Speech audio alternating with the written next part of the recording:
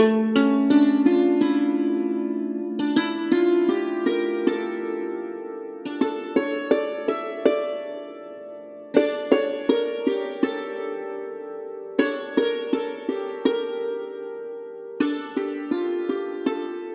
and welcome to So You Think You Can Rule Persia, the podcast where we rate and review all the kings of Persia from Vologases to Yazdegerd III. I'm Serial, and my pronouns are they, them. And I'm Umberto, and my pronouns are he, him. Hello, everybody, and welcome to episode 56, Vologases IV. Right. Also, Happy New Year to everybody. Happy New Year, 2024, Year of the Dragon. Yes. Depending on my schedule, if we're not late, this is the year we finish. Ooh. But we'll see what happens. Okay, well, I guess we'll see. Place your bets now. Early 25, worst case. Well, we can do this. It'll be fine. But, yes. So, Serial, how are you doing? What do you remember from last time? Nothing except that here on a post-it, I have Parthia and Axidares. Axidares, yeah. Yes, correct. Which were the brothers, Those are two names. Right? Of Yes. the king that we were following. And, oh yeah, I remember it was very disappointing and everything kind of went to hell. Yes. In, like, that not a is the bang, vibe. but like a sizzle, but also very much, like, purposefully, like, he didn't do a great job. After being handed an empire that was, like, doing better. So that was really annoying. Yeah, those were the last two episodes where there was like a good empire and then it was just slowly driven into a wall. Yeah. And we've been trying to pick up the pieces so far. But hey, maybe today is good. Because if you remember, Vologases IV is a new branch of the dynasty because he usurped either Vologases III or his heir. So he went from being the son of a minor usurper into being the actual king of kings. So we have a new branch of the dynasty being inaugurated. Are you optimistic, Serial? Do you think this new branch is going to breathe some new life into the empire, or this new branch is just going to gently lead the empire into an early grave? I mean, we still have, like, a bit less than half of the podcast to go. About, yeah. So I assume not everything is destroyed. Things will get better at some point. Yeah, I would like Choosing it to the be point now. is the problem. Gave me, you gave me a little bit of, like, a bit of hope, like 2 episodes ago or so, and now we're back to bad. So I'm like, I would like more. Please, can we have like a nice time soon? We could see. I And can cross our fingers and dream. hope that this new branch of the dynasty just means that everything will be cool and fine now. So Yeah. no need to worry about all that. In that case, we can start with a little bit of a recap of what happened in recent episodes so we can get back on track. So what happened is that Vologases I was a great king. That's why we have so many Vologases, because he did a good job.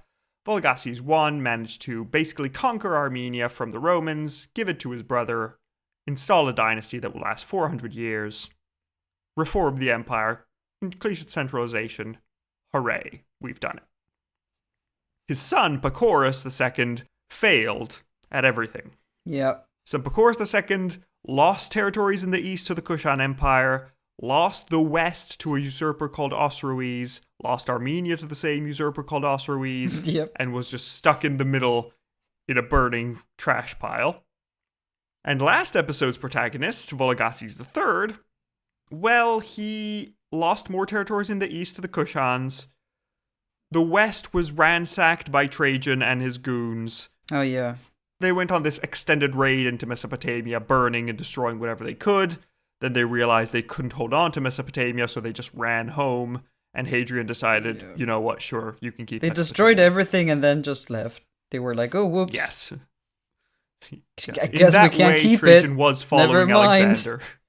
Yeah. Yeah. On the bright side, Vologases III managed to retake Mesopotamia after Osroes died, so he sort of reunified the empire at least. It's not doing great, but it's in one piece again, which is okay. And as I mentioned before, he fought a brief civil war with a man called Mithridates IV. Mithridates didn't really receive much success, but his son was Vologases IV, which is the protagonist from today. And through some Yeah. weird, strange dealings, Vologases IV went from being the son of a usurper to king of kings. Yeah, right. We We'll ended discuss like that a bit more being like, today. huh, that's weird that like he was the chosen one instead of, Yes, instead of like somebody more direct into the line of succession. And things that Vologases IV is so distant a cousin that we don't know how exactly he's related to the rest of the dynasty previously. It's just like, we know they were part of the same dynasty, but we have no idea how they were actually connected. Oh, okay. So it's not, first cousin, it's more like 16th cousin 12 times removed or something. Oh, dang. Okay. So there's really So some it's like weird stuff going on there. Yes, you lived in the same geographical area, so I guess it counts, but, who knows? So that's what we have to do today. Will Vologases IV achieve what his predecessors couldn't? Will his new breath of fresh air improve the empire, or will he just be more of the same? Let's find out. Yeah. Please. Something interesting. So let's start with Vologases' life. We're not sure when he was born exactly, but we can assume sometime in the early 2nd century. Call it 100, 110, thereabouts. And as we mentioned, he wasn't a member of the main Arsacid family, but was from an offshoot that was very distant, very far away. But as a young man, Vologases had an agitated youth because, as we mentioned, his father made himself king of the east of the empire as Mithridates IV in opposition to Vologases III. So we're not sure how it works. It's been suggested that Mithridates and Vologases IV, consequently, were relatives of Osroes, the usurper who was ruling in the west. But sources are very sketchy and we can just make a hypothesis. So maybe that's where they drew the little bit of legitimacy they were calling on, but it could just be that anything else. At this point, it could just be who that knows? Their legitimacy was based on, we have some weapons, might as well use them. Let's go. Can you even call this a dynasty if, it's a completely different... I guess they need to tie it for legitimacy reasons, but, at this point, it's just a new, It's someone. It's close. It's a backup. But yeah, so what happened is the rebellion of Mithridates IV lasted for about a decade. So they were fighting in the east of the empire for a while. But then in about 140 it fizzles out and we lose all contact of Mithridates. So presumably he was either just died of natural causes or he was defeated by the King of Kings and executed. However, regardless of what happened to his father, our Vologases IV, was spared and managed to find a place at court. So we're not sure how he did this, we're not sure why this happened, but Vologases finds himself at court in a high position. And then in May 148, something mysterious happened. Because one of two things could have happened. It could be that the old king Vologases III died, and our Vologases was one of the first people to hear of the king's death, so he used that information and all the contacts he built up in court to make himself elected king. Right. Strategic. Yeah, presumably dethroning whichever heir Vologases III had chosen. So that's option one. Jumping at the opportunity, essentially. Yes. Perfect timing kind of thing. Yeah. Option two is instead that our Vologases had made all these plans for the succession, and he had gathered the appropriate nobles to support him, and he had gathered everything so that it would work out and he would become King of Kings at last. And then he made sure that Vologases III died at the correct moment to take advantage of everything. That is another way to time it, Yeah. So, if all the preparations are ready, why wait for somebody to find you out? Just kill the king and get it over with. Everybody's on board with the coup anyway. Might as well go for it. Yeah, it's gonna happen. Yeah. So how proactive do you think our boy was for this coup? His father was a usurper. He was in court for a while, acting as a subject for 8 years. Do you think he went for the kill, or he actually just waited patiently until the end? I mean, it would have made sense, especially if he was preparing beforehand. Premeditated, Yeah, he clearly wasn't taken by surprise by the death. He had everything in order to become king despite either it was obvious for some other reason, right the guy was sick or something and they had been I mean, he preparing was an for old this. man, to be fair, so, Yeah. it's not a surprise that humans die.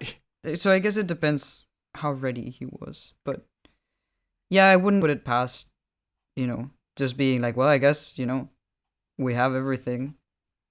Why Yeah. wait? Yeah, I like the idea of the murder because at that point, once you've prepared a coup, Yeah. why wait? That's the thing, It's is like done already, they might were as well gonna go do for it. Either the guy dies or we kill him. So Yeah, exactly. So that affects Vologases III's life, but not Vologases IV's. In the end, a coup is made. yeah. Congratulations, Vologases IV, you are now King of Kings. Something which your father attempted but could never achieve, and presumably died trying. Yeah. Well. So, hooray! What can we do with Vologases? What do we want to do? Well, there are a few issues to try and deal with in the Empire. First of all, the war with Rome. Last king, we had a war with Rome, and it was utterly humiliating. God.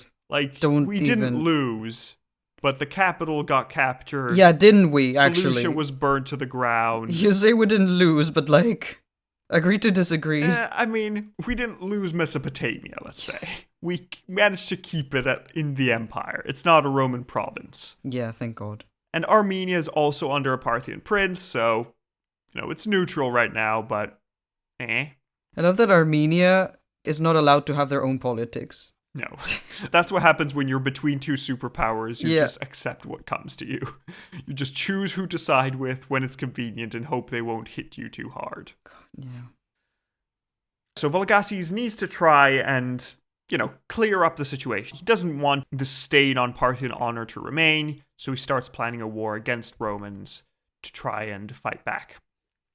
So he begins planning a war early on in his reign. But then he receives some letters from Antoninus Pius, the Roman emperor, and things get relatively calmed down. It looks like Vologases asked the Romans for the throne that Trajan had taken from Ctesiphon, but the Romans, being Romans, said, no, we're keeping it. It's a nice throne. Make your own throne. Yeah. So that probably didn't make Vologases too happy. It was slightly annoying, but... okay, I guess if the Romans are making some sort of concessions, presumably Antoninus Pius is convincing him that it's not worth starting a war over this. So yeah, no, it certainly isn't. Okay, fine. We'll wait a little bit. It'll be fine. Also, incidentally, in 148, this is the year that Vologases comes to the throne. This is the year that Anshigao gets to China. So the guy who maybe Parthomasiris was, and after he became a Buddhist monk, has gotten to that point. If you subscribe to that theory, which is fun, but I don't believe. Okay, and we're not fighting with Rome. What else do we have to do? There's so much to do, Serial. There's a lot to do. Well, I mean, everything is on fire, so... yeah, exactly. So Vologases decides that it's time to consolidate the empire. We've had a ton of usurpers. The problem is that when the Romans came through, all of our vassal kings in the west just switched sides to the Romans. And they didn't offer any resistance. That's not a good look. We need to fix that, please. So Vologases went all the way to the kingdom of Karakine at the mouth of the Euphrates, the kingdom that had just flipped to Trajan's side and had presumably remained semi-independent in the years since. So Vologases pops over, conquers the kingdom, and he leaves a nice inscription saying that he's son of Mithridates. That's how we know the coup happened. That's how we know that he's not the quote-unquote official heir. He told on himself, oh no. Well, he's saying, I'm the son of Mithridates, and I'm member of the dynasty. I was voted in by the nobles. So shut up. Fair enough. I mean, that is how it works. This is how our political system works. You do choose, so yeah, I guess. Yeah. The fact that it was a coup has nothing to do with it. It was a legal coup. Yeah. It was a coup that the people supported, so... yeah. And also, Vologases appoints a relative from his side of the family, so from this distant Arsacid branch, as king of Karakine, so that we'll be in control of that area. It's not part of allies of Vologases III and his family. It's going to be part of our family, this new branch we're building up. And fortunately for Vologases, while Karakine was semi-independent, it had extended its control to Bahrain and Oman. So we're now basically in control of most of the Persian Gulf now that Karakin is back in the fold. So that's quite nice. The empire has expanded slightly, which is impressive. Yeah. And that means that any trade that goes through Mesopotamia by sea as well is going to have to pay taxes to us. So that's improving the status of the empire. The empire is going better. Yeah.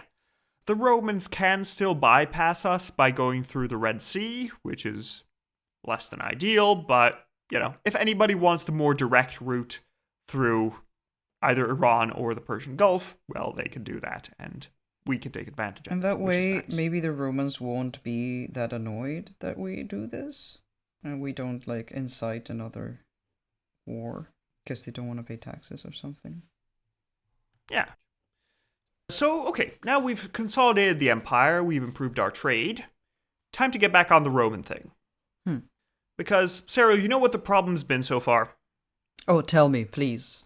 The problem has been that every single time Rome and Parthia have been at war, it was Rome declaring war. Oh, that is... We've yes, never you're declared right. war a single time. This is the problem.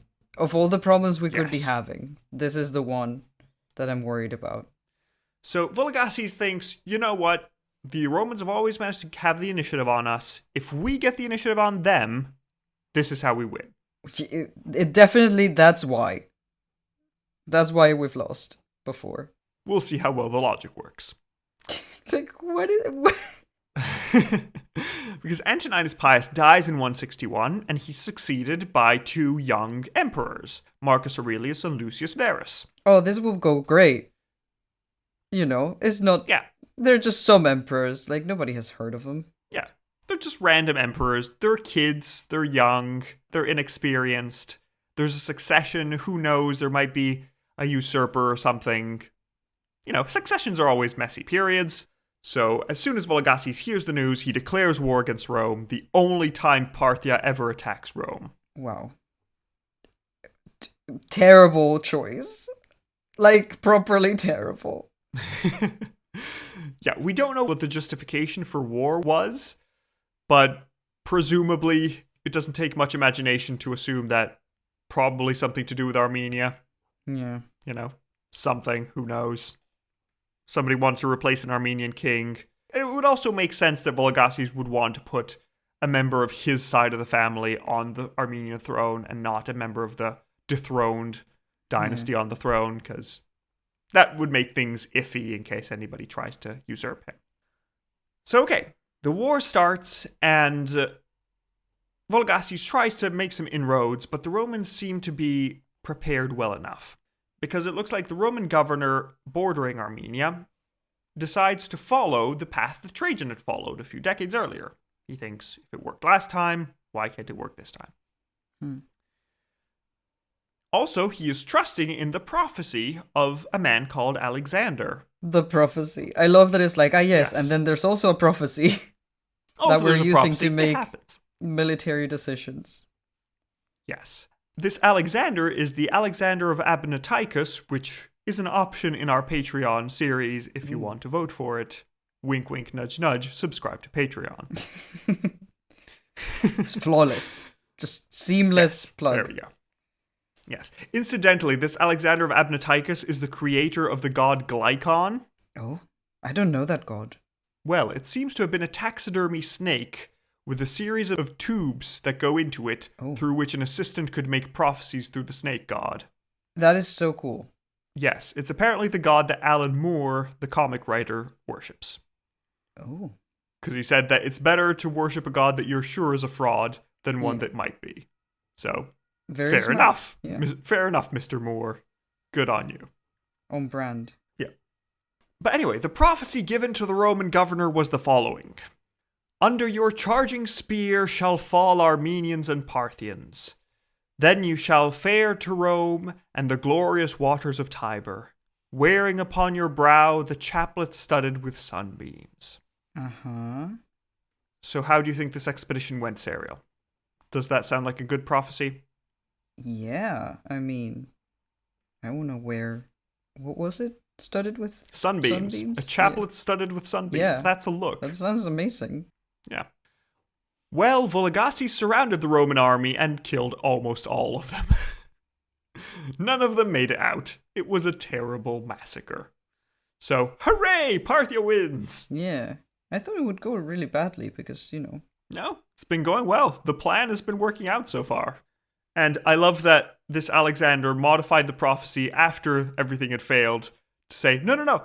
He misheard the prophecy. It's actually this.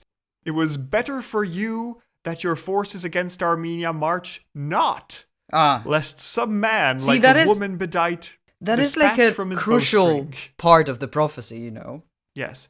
And the sunlight was grim death cutting you off from all life and enjoyment of sunlight. So that's what the sun... You misheard me. I meant to say you would die horribly, not you would have a glorious future. Well... It's easy to mix those up. Yeah.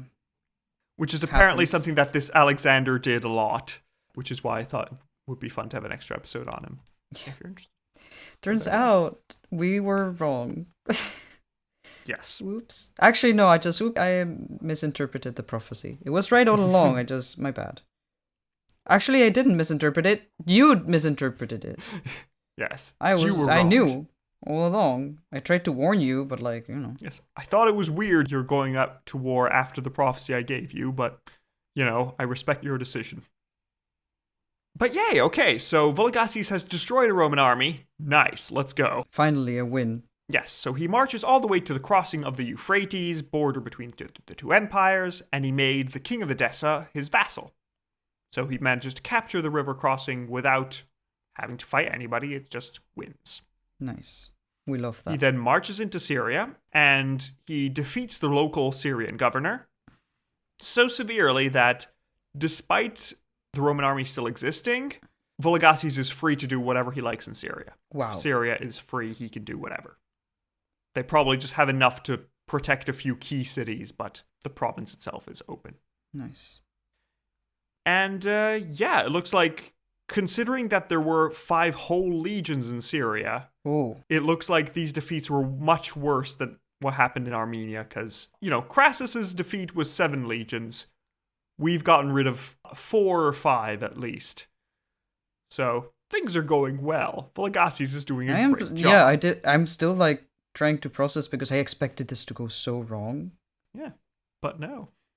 Although, annoyingly enough, the Roman sources don't give details. Yeah, of course. Why would they? Because it's like... They lost. It was just a thing. We were just we weren't even trying anyway. It was just like a prophecy. They caught us, off guard. They were really unsportsmanlike because we were still recovering from drinking the night before. And, they didn't say when they wanted to meet up. And then we were late. And I don't know. It doesn't even count, bro. And with all these serious Roman defeats, the population of Syria starts popping up a few small rebellions in different cities, saying, well, the Parthians are winning. I want to be on the winning side. I don't want to be murdered with the rest of my family. I would like to win, please. Thank you. So things are hotting up, and Syria starts to become a bubbling cauldron of chaos. Yeah. I mean, with war happening.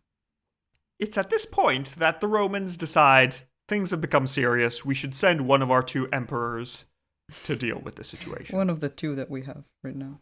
So, Serial, who do you think they send? The wise, scholarly, bookish Marcus Aurelius, or the wild party boy Lucius Verus? Well, I was gonna say the military one, but if Lucius Verus there is just no party military boy, one. Yeah, exactly. We don't have one. We don't have one of those, Serial. Then it depends how bad it is, because Marcus Aurelius would be a wiser choice since he seems more intelligent. But maybe they care about him too much and they're he just gonna die if we send him there. Let's send the party boy. Also, did they like Lucius Verus? Depends on the accounts you read. According to certain accounts, Lucius Verus only got made emperor because his father was meant to succeed, and everybody felt bad for him because he was orphaned at a young age, so they thought, yeah, I guess. Marcus Aurelius is a bit uptight, so maybe you can lighten him up. Let's see how it goes. Yeah, because this doesn't usually work out very well. No. Having 2 emperors. Yeah, no, tell me. I'm curious now. Yes, well, what happens is that they send Lucius Verus because they think Marcus can stay in Rome and administer things from there. Lucius Verus can going to organize the army. Like, he doesn't know what he's doing, but all we need is a figurehead to just be there and say, the Empire hasn't forgotten you. Actual competent generals are going to be doing their job now, but Lucius Verus is here to make a big show of it. And, well, Lucius Verus is kind of concerned, because when he gets to Antioch in Syria, he is worried about the condition of the province, and he sends a peace offer to Vologases. We're not sure what the peace offer is, but we know that Vologases decided that he can probably get a better deal if he keeps fighting. The Romans are on the back foot. Let's just press our advantage. So, war it is. Well, the next year, the Romans began their counterattack. So it started with an invasion of Armenia, where they conquered the Armenian capital and appointed a new king. Seemingly without much resistance, as we don't really get any reports of battles or a long campaign. And at the same time, another group crossed the Euphrates into Parthia and won a large battle against the Parthian forces. So we've kind of lost a lot of the advantages we've gotten so far now that the Romans are here in full force. It turns out, Yeah. It turns out that the Roman victory was large enough that Vologases requested and obtained a ceasefire. Oh, okay. So he said, okay, let's just calm down. Let's be cool. Let's be cool, everybody. Let's not do anything crazy. But at that time, the Roman army marched to Seleucia Ctesiphon to negotiate the peace. Mm-hmm. But for some reason that we don't really have, related to somebody violating the treaty, the Romans say that, it was the Parthians who attacked us during the peace negotiations. That's why we had to kill a bunch of civilians. Wait, what? And the Parthian sources we don't have, I assume, would say the other way. Oh no. And we don't know. No. But yes. We don't know. We know that somebody violated the peace treaty that was being signed.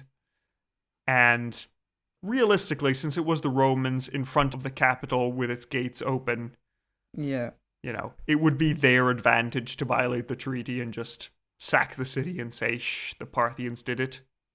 Yeah, they also didn't keep the records, so, very convenient. Yeah.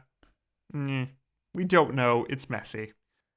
But apparently the Roman army sacked the city of Seleucia, which had already been sacked by Trajan a generation earlier. What is there left to sack? Guys. Apparently the city was still large enough. It had 400,000 inhabitants. It was now becoming a suburb of Ctesiphon, but because of this reason, Ctesiphon becomes more important and Seleucia just fades away because it's being terribly sacked. So the Romans murder a bunch of the inhabitants, tens of thousands of them, and they took away 40,000 of them as slaves. The sacking was so bad that the city would not recover. It would just fade away in the next decades, and Ctesiphon would entirely take its place. So the city that was founded by Seleucus Nicator, Seleucus I, all those years ago, is now a bit more than a smoldering ruin, but not much more. Oh God. That's really sad. We said that it might be that the Romans broke the peace treaty, it might be that the Parthians broke the peace treaty. A third option, which is worse for Seleucia, is that Seleucia was one of those cities that was constantly rebelling, like it was independent, a few centuries ago, and it was always rebelling. It was strongly Greek influenced. They always had a very independentist streak. So it's possible that they rebelled when they saw the Romans in front of them and opened their gates to the Romans. And when the Romans were going into the city, the actual Parthian loyalists attacked them because they thought they were violating the treaty, and that led to the city being sacked. Oh, damn. Yeah, that would have been an option. Worse for everything, because then it would have been for nothing, because of a misunderstanding. Yeah, it would have been your own damn fault, which is just terrible. I assume since we don't have a record of this is just speculation from someone, or? Yeah, this is just speculation. The thing is that we know Seleucia often rebelled. We know that when Trajan came over, Seleucia opened its gates. So maybe they did the same thing here. Of the historian who put this together and was like, oh no, guys, what if this is what happened? Let me give it an even grimmer, Yeah, I mean, at some point you just need to use creative license and say, this could have happened. Might be interesting. Let's see. Yeah. And yeah, after Seleucia itself was sacked, the Romans decided we destroyed one city, might as well go for round 2.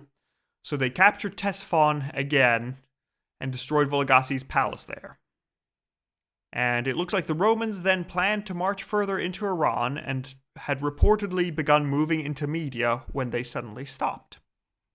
Why do you think they stopped, Serial? What possible cause could there be for the Romans to stop an invasion? Did they lose their emperor? Not yet. I don't know. Money? Like... No, worse. What happened is that while raiding Seleucia and, deporting 40,000 people, somebody was sick. And they had a lot of little blisters. Oh, did not look healthy. Okay, and soon died. Illness, the plague. Soon, a terrible epidemic, probably smallpox, spread among the invaders. And it was so serious that the Romans had to abandon their loot and start retreating because, oh god, oh god, oh god. It'll kill them all, yeah. Yes, this is the Antonine Plague. The Antonine Plague is one of the terrible plagues of antiquity and one of the causes for the end of the Roman Golden Age. Wow. Yeah, plague would be doing that. The estimate of deaths is 5 to 10 million with a 25% fatality rate. So, not a fun time.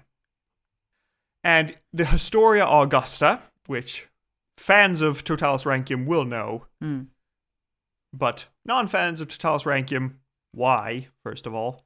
Second, the Historia Augusta is basically the most unreliable source, presumably written by a bunch of students in a bar one time while they were all out getting drunk. But according to Historia Augusta, this plague emerged from a gold casket in the Temple of Apollo at Seleucia. Of course. So while the Romans were ransacking the city, they opened this casket hoping to find treasure, but found only a cursed vapor, which infected them and destroyed the army from within. I mean, might as well, Apollo is the god of both illness and health. Yeah. And, if you want to explain it that way, sure. Yeah. And we only hear of the plague from the Romans at this point, but it's also reasonable to assume that Vologases was doing really well at the start of the war, but poorly later. It might be that the plague had broken out a year earlier, and that weakened him and made sure that he wasn't really able to fully put up a resistance as he would have liked to. So that's unfortunate, not great.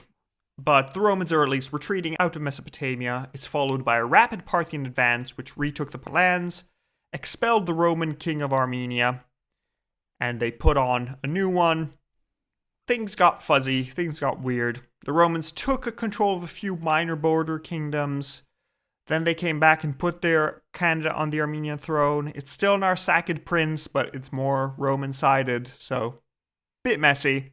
We don't really have many sources, unfortunately.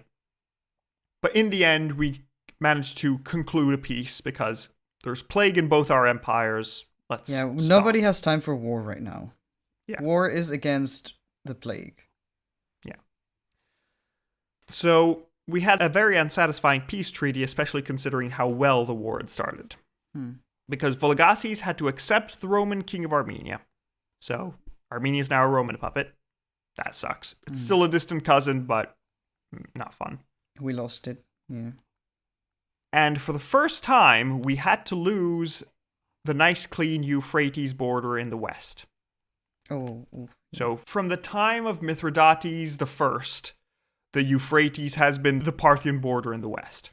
But now the Romans are given a tiny bit in northern Mesopotamia, east of the Khabur River, which then ends up in the Euphrates, but they've sort of taken a little bite out of the north of Mesopotamia. They've taken one river valley, which is not fun. And it is also the first time Rome has ever taken away Parthian land. So, not a good outcome. It's not much land, but it's still just a bad sign in general. So peace was established at last, and Vologases returned home to lick his wounds. Vologases then received news from Jessica.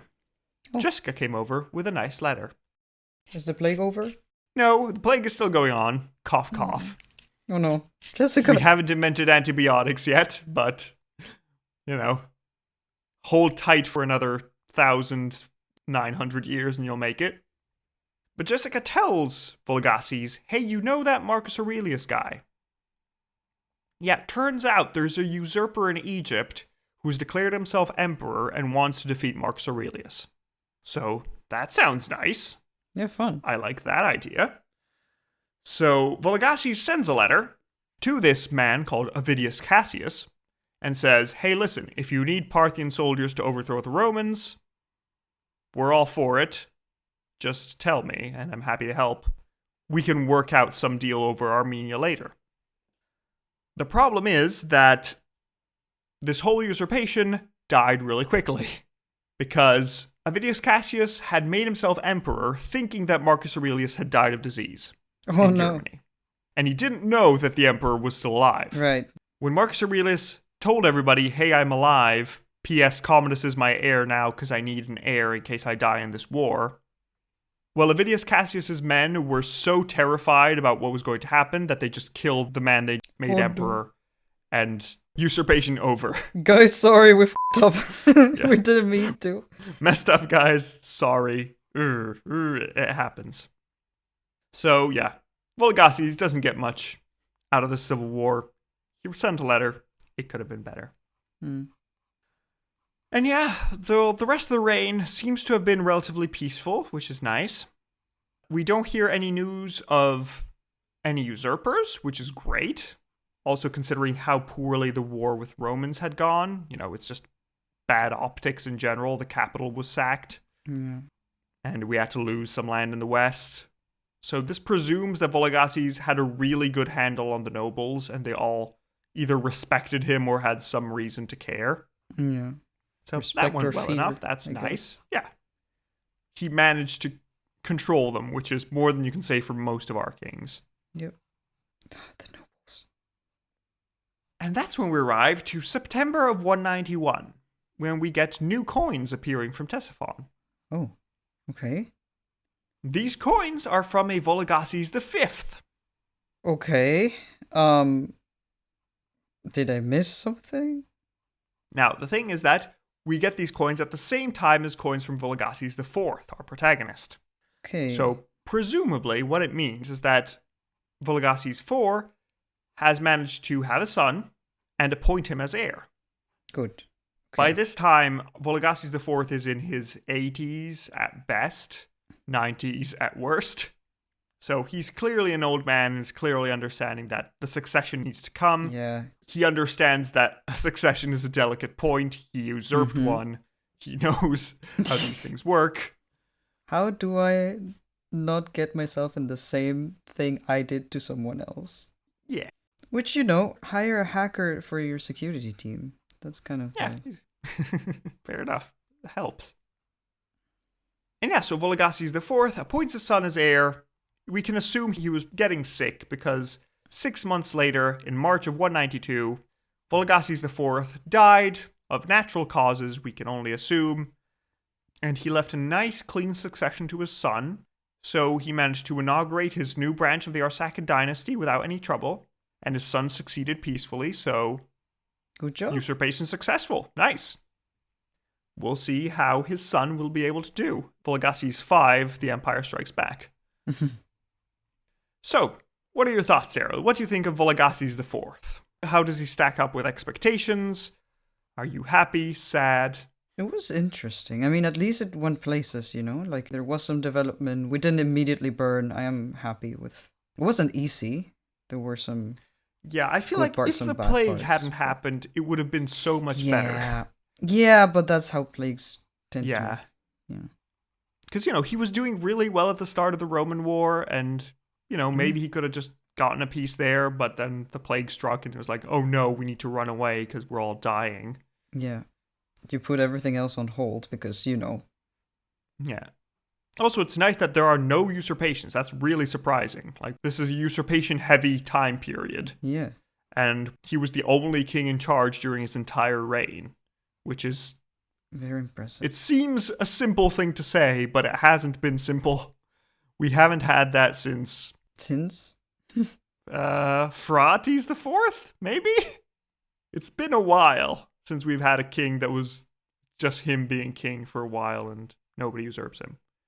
So, good job, Vologases.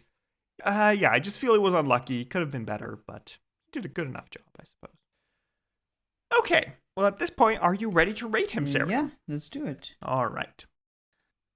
So our first category is final moments. How interesting was his death? Fading away in his 80s or 90s after a long life, well lived, with an heir that is secure. The death itself, not that interesting. The fact that he tied up the empire, great. Yeah, again, I feel like the death isn't great. I'd say just a 1.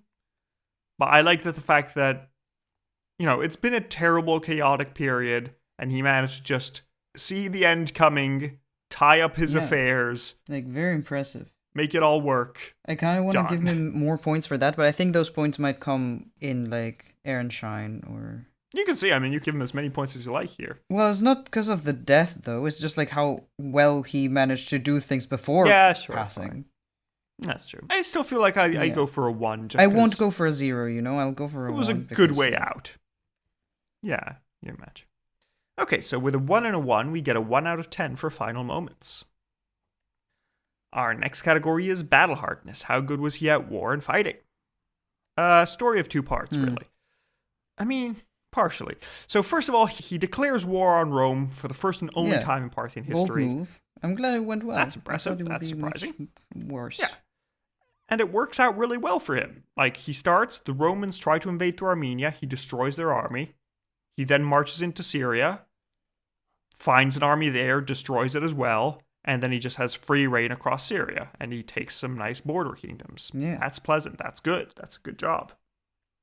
The problems come later on, because we hear that there is one defeat of the Parthian army in Mesopotamia, and then the capital is sacked. Yeah. To soften those blows, I can say that the army was defeated when there was a terrible plague that kills a quarter of all people. Yeah, so was it really a military defeat, or was it the plague? So yeah, was it a military defeat, or was it we can barely stand, please stop shooting us? It's terrifying. So, we have literally no details about this battle. We just know that Romans won. The end. So who knows how, was it a fair fight, or was it the Parthians were just dying left and right and this was all they could do to secure a retreat? Who knows? And then the sacking of the capital, that was just betrayal. Yep. The Roman army was outside the capital to negotiate a peace, and then through whatever reason, somebody violated this truce, and the Romans just burnt everything to the ground. So I'm reluctant to consider that Vologases' fault. I feel that when he was in charge, he did a good job. So honestly, let's put it this way. I think that I would give him a 6 if things had ended before the Roman counterattack. Yeah. Since the Romans counterattacked, I'm going to remove 1 point for the defeat in battle because of plague, 1.5 points, and then half a point for the capital sacking. Yeah. So I'd go around for a 4, which is still pretty good. I think he did a good job. The odds were against him. Yeah, I feel he's just very unlucky. Yeah, I think I'm with you. Yeah, so I'm going for a 4. Yeah, I think you're that's matching a good, as well. It makes sense. So with a 4 and a 4, we get an 8 out of 20 for battle hardness. Huzzah. Our next category is scheminess. How good was he at plots and manipulations? Well, there is one big one that we know of. The big one is that he is from an entirely different branch of the family than Vologases III. So he planned a coup and executed it perfectly. Did he kill the previous king? We don't know. Maybe. But, he killed his dynasty, certainly. And made himself very legitimate. This deserves some points. Yeah, he made himself so legitimate that he had no usurpers. Yeah, less points than if we didn't know because he did it so well, but then we wouldn't know anyway. So... Yeah, also, again, against him, we can say that we have no details of this coup. We presume it happened because we know he was the son of a usurper and somehow became king, but no sources tell us that he usurped the throne. Oh, then he did it really well. His coins start appearing. Okay, yeah, Yeah, great. exactly. He does deserve points for that. So I feel like it's a good scheme, but I would have liked more detail, or any detail, really.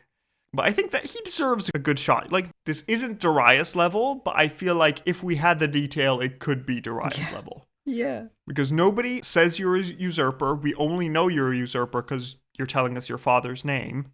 Your dynasty is the one that continues on. And you have literally 0 usurpers during your reign. So whatever you did was a perfect coup. So I'm hovering around a 5. I could go up or down. What are your thoughts, Ariel? Well, I'm tempted to go for a 9. A 9? Damn. Okay. Because, like, that's really impressive. I don't know what else. We also don't have many schemy characters. No, not wow. Mostly the Parthians don't have sources to so give you the schemes. Why is it less to you? Like, because I go off of vibes. It's less to me because we don't know anything about it. That's fair. It's less to me because, again, we don't know that a coup happened. Excuse me. We know that a coup happened, but we know nothing about it. Maybe it was very messy. Maybe he wasn't schemy. Maybe it was just... Yeah, maybe he just killed everybody in the room and said, okay, there are no usurpers because I've killed them all. Which, one way to do it. We just don't know. Yeah. So I wouldn't... See, I'd be willing to go up to like a 7 because, again, beautiful, clean scheme, beautiful, clean coup, good. I wouldn't go higher because we have no details. Like for Darius got a 10, so fine, great. But with Darius, we had the whole plot where he killed the king. We have a whole scene of how it happened. Yeah, that's we true. Have the whole we had the conspiracy entire together. Which makes me doubt it's that good. There's most a lot of it is actually juice true. there. But old sources. Most of it's probably not true, but we at least have the information. And so with Vologases, I feel like if we knew it, I think it would probably be an as good story. But we don't, so So we don't. I feel like a 7 is the most I can go. But you have convinced me upwards. You could still go for a 9 if you think it's worth it. If you want to reward initiative, go for it. No, I mean, maybe that is too high. Like, too much Darius levels of badassery. Like, other high scheminess people were Antiochus the Great with the, oh no, my advisors made me do it. Alexander the Great with the killing his father bit. We haven't had that yet. Doing a whole bunch of conspiracies to be on the throne. Musa, who did the whole become queen from a slave thing. That was very impressive. I'll go for a 8 then. 8? Fair enough. I'll be a 7. So with a 7 and an 8, we get a 15 out of 20 for scheminess, which is a very impressive score. It makes him... I mean, is this... tied top 4th for scheminess. Like, it's very impressive to... So he is tied with Antiochus the together Great. A coup that, worked that well, When you actually pull it off. Because usually we see a lot of these, but they usually don't, go anywhere. Yeah. Okay, our next category is shock factor. How shocking was this man? Again, due to sources, we don't know much. The only thing that we do know is he started a coup. That's a little bit shocking, but not much. I would give him a point or 2 at most, because coups are a dime a dozen, or usurpations are a dime a dozen. The thing that is that maybe he killed his predecessor. We don't know. Depending on your thought, he may have killed his predecessor or may have not. And then he's also the first and only Parthian king to declare war on Rome. That was really cool, yeah. As opposed to the other way around. That's unusual. That's new. So I feel like that deserves something. That deserves some points. Nothing huge, but a little bit. And otherwise, I don't know if you want to consider it shocking that he has nobody try and take his throne from him and everything runs smoothly. That speaks... What did he do to the nobles to make sure that everybody was there? Being good at his job, I guess. Not necessarily being good at being king. I mean, I guess he was a decent emperor if, things went for the better. But, good at his job politically wise. Yeah. I feel like for shock factor, I'm going for a 3 because I believe he killed Vologases III. Because if you've organized a coup, why wait for the old man to die? Just stuff a pillow over his face. Yep. And you're done. Fair enough. And then declaring war against Rome, yes. And just the coup gets a 1. So I feel like I'm happy with a 3. How about you? Sounds, yeah. 3 as well? Okay. Not that shocking, but a lot of little things. Yeah, it adds up over the way. So with a 3 and a 3, we get a 6 out of 20 for shock factor. Our next category is Aaron Shine. How good was he for the Empire in general and Iran in particular? He did reasonably well. So let's look at his achievements. He had a war with Rome, which went reasonably well at the start, then faded away at the end. The ending of the peace treaty was not great because the capital was sacked and we lost a bit of land for the first time in our history, at least to the Romans. So that's not ideal. Armenia is also now a Roman puppet. We didn't have it before, but it's, leaves a bad taste in your mouth. And the downside is that there was a plague, but what could he have done? Modern medicine did not exist then. The best you could do is pray and hope that it passes. It is terrifying. It is terrifying now with modern medicine, so... Oh, yeah, I mean... But at least you might not die. Imagine COVID, but 1 in 4 people die. And if you don't, you end up, severely damaged. Or you end up permanently. Or you, have a really bad time while sick. Yeah, not good. But yeah, on the positives, he has a lot going for him. He keeps the empire stable. There are no civil wars during his entire reign, which we'll find out, but it's long. So he rules for a long time, no rebellions. That's good. He retakes Karakine, which had drifted away in previous years, so he's restoring the empire in southern Mesopotamia. And not only that, he is basically adding Bahrain and Oman to the empire. Yeah, that was really good. So the fact that we actually not only consolidated but also expanded was very impressive. Yeah, trade is flowing through the Persian Gulf really well. That's nice. The empire's solid and stable. And then we know that he managed to appoint an heir and have his heir succeed him without any trouble. Yeah, also great.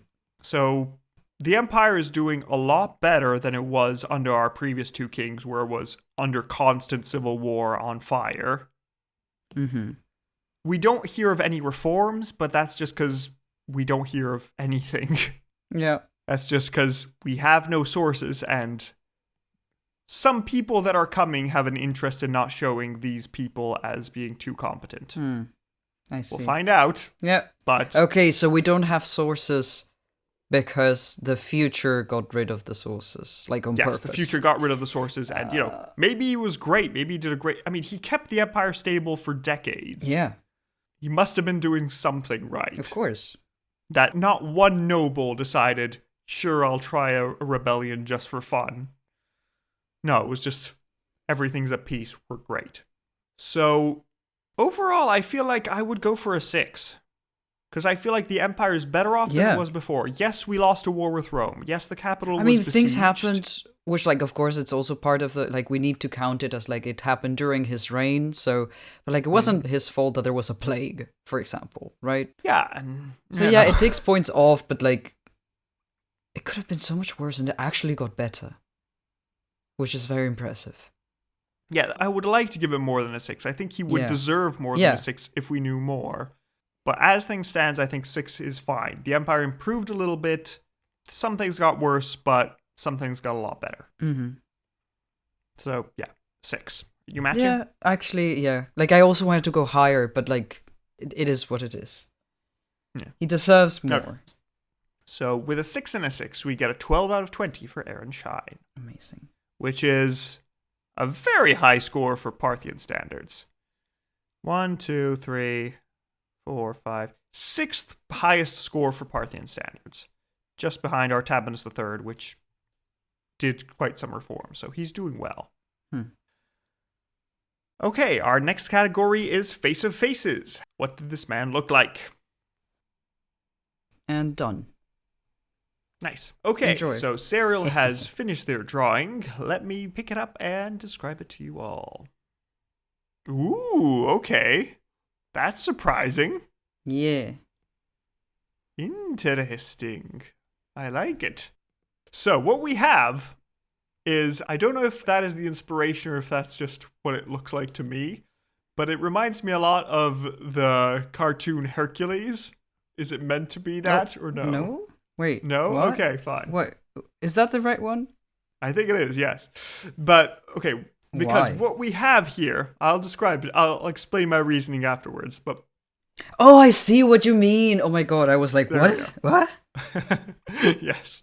Okay, but it was not meant to be that. It No, just no, no. happens to be That's that. just, Okay, yeah, fine. coincidence. So what we have is our King Vologases. Vologases is there. He is up to his chest in a bunch of spooky skulls that are just clawing at him, being all plaguey and terrible. And oh no, why must it be plague? And Vologases is there. He has a nice scruffy beard. He is grabbing onto a ledge with one hand, and with the other hand, he is raising up a diadem, keeping it away from the plague, trying to keep the empire in order, trying to stop everything from collapsing.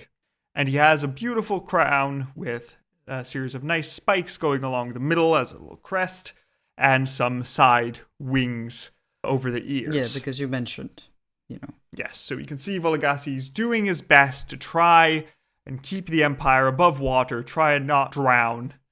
And yeah, he has been doing a reasonably good job so far, at least. And yeah, why I mentioned the Disney movie Hercules is because it reminds me of like the River of the Dead.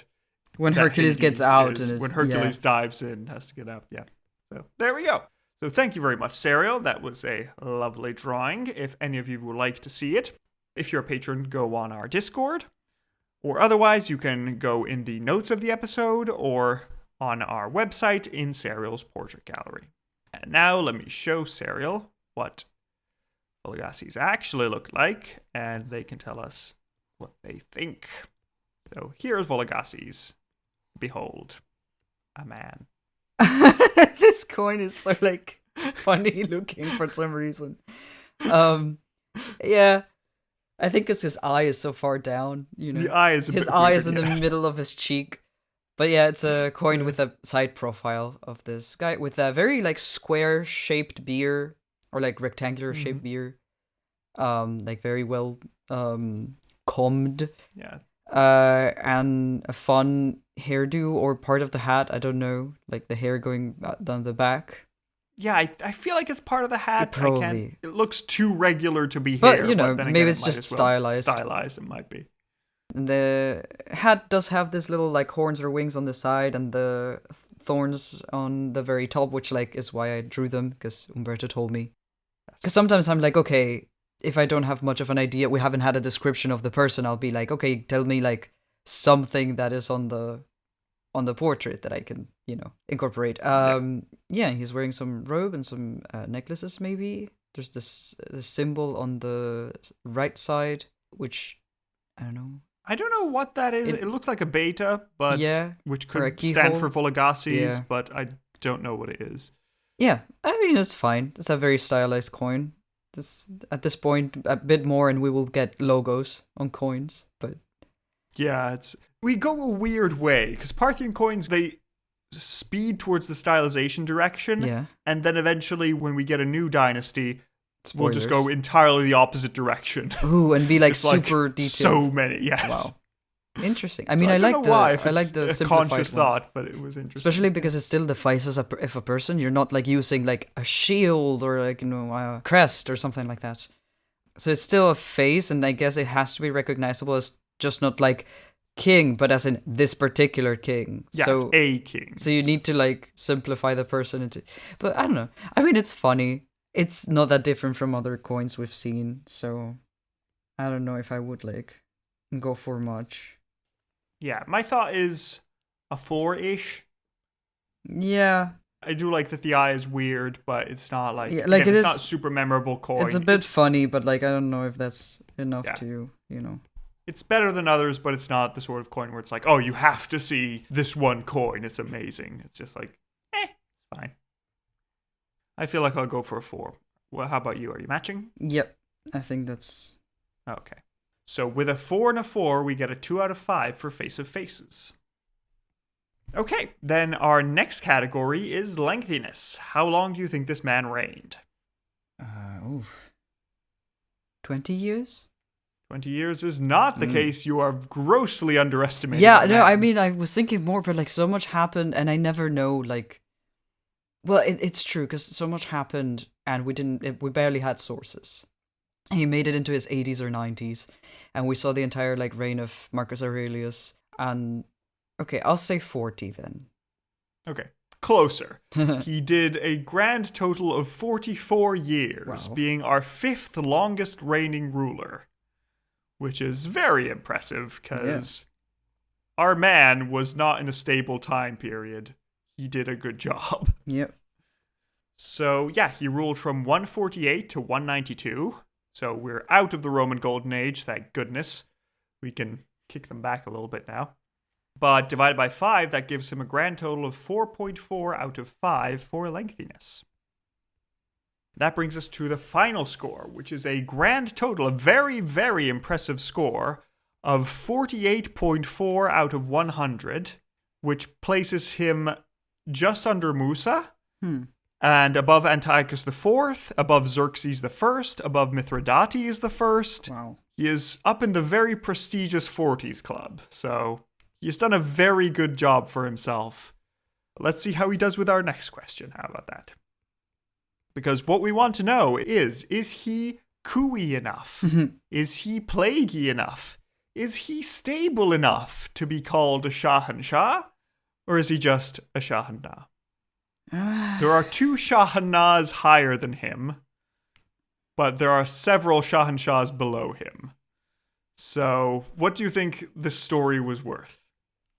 God, See, my opinion Yeah. right now is that if there were more sources, definitely. Yes. Since we don't have sources, I'm on the edge because he did a lot of cool things. He was good for the empire. He had a coup. That's always fun. He fought back against the Romans for the first time in forever. He kept the empire stable, which was an amazing job. But we don't really have much detail on all that. We just know that he did stuff, but we don't have a nice fancy scene in the palace when he takes the throne or a nice scene when he's fighting against the Romans. We just get this happened. So do you think that counts for a Shahanshah, or do you think that a Shahanshah should have more detail? Because we gave it to Sinatrukes I. He's our lowest rated Shahanshah. And Sinatrukes restabilized the empire from a period of turmoil and civil war. And he was an old man who died in peace, leaving a stable succession, just like Vologases. I guess he was pretty impressive. It's just a shame that I don't feel like it was such a blow you away episode, because I guess sources. Yeah, it's disappointing that way. Even though like so much happened, it's not and his fault. It was so cool. It's the fault of his descendants that will get usurped eventually and be replaced, be scrubbed out of history. So it's just, I don't know. What are your thoughts? Are you more pro or more against, or are you just like set in the middle? This one's really difficult. Yeah. Because we can go to a coin if you want. We have a coin of the guy he usurped, Vologases III, to flip.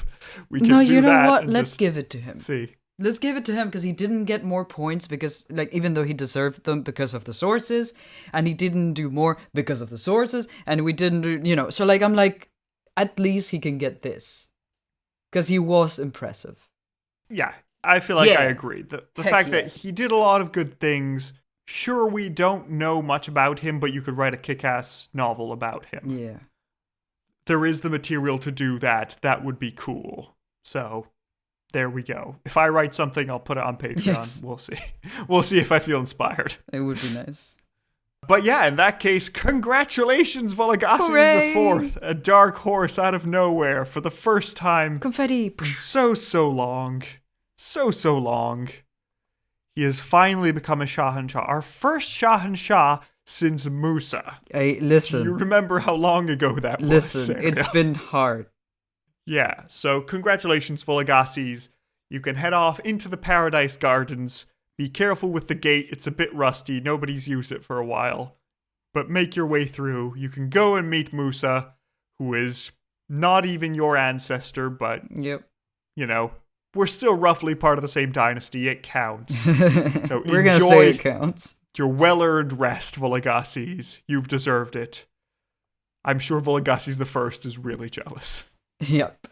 Well, amazing. And that is the end of our episode. Thank did you all it. for coming with us, and thank you for witnessing our latest shot and shot at last. It happened. We're back. Yeah. We hope you'll join us next time with Vologases V. See, will he live up to his father? Will things crash down again, as they so often have? Who knows? Join us next week to find out how that works. In the meantime, if you would like to support us, you can join us on Patreon. We have lots of lovely supporters there who have been helping us out, making new extra episodes. We have a number of series. We have our first series on contemporaries of Mithridates the Great. So we have Mithridates of Pontus, Tigranes the Great of Armenia, Hanwudi of China. We then have a series of important Athenians. All the Greeks. Themistocles, Alcibiades, Xenophon, lovely people. And soon we're coming up, it was voted, we're going to have a series on the Maurya dynasty, so Chandragupta, Bindusara, and Ashoka Maurya. You know when you were always misspelling Ahsoka from the Star Wars series, with you're putting the H in the wrong place? Yeah, this is the guy that they were leading you towards. You want to find out why? Subscribe to Patreon. Oh yeah. Sorry, dyslexics. Otherwise, if you don't want to support us monetarily, that's fine, but we appreciate if you could give us a rating on your podcast app of choice so other people know we exist and know that you like us. Yes. So yeah, without any further ado, we hope you've had a lovely time, and we hope you have a good week, and we'll see you next time. Goodbye. Goodbye.